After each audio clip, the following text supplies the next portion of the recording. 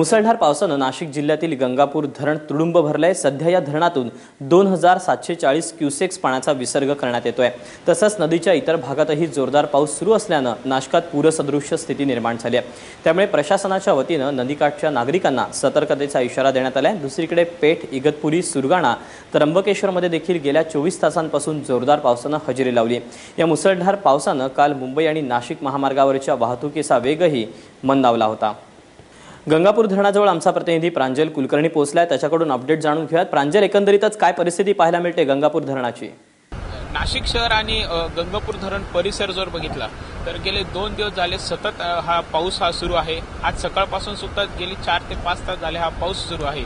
आणि गंगापूर धरणाची जर आपण आता सध्या परिस्थिती बघितली तर काल गंगापूर धरणाचे पहिल्यांदाच 4 दरवाजे उघडण्यात आलेले आहेत। एकूण 9 इथे हे दरवाजे आहेत आणि काल जवळपास सकाळी 1080 क्युसेक्स पाणी हे सोडण्यात आलेलं होतं आणि नंतर पावसाचा जोर हा बघता 2740 क्युसेक्स पाणी हे दुपारी 2:30 नंतर इथून सोडण्यात आले।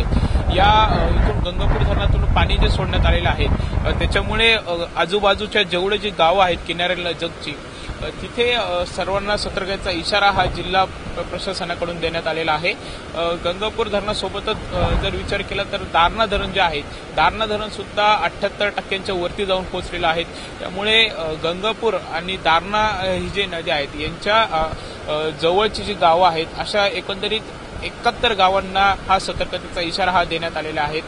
गंगापूर धरण जे आहे ते नाशिक शहराला पाणी पुरवठा करणारं मुख्य धरण म्हणून हे ओळखलं जातं। काही दिवसांपूर्वी जर बघितलं तर हे धरण पूर्णपणे कोरडं आपण बघत होतो।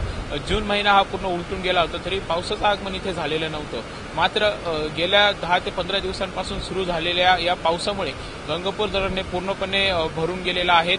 या गंगापूर धरणातून विसर्ग होणाऱ्या पाण्यामुळे गोदावरी जी नदी आहे त्या गोदावरी नदीच्या पाणीसाठ्यात वाढ झालेली काल बघायला मिळाली।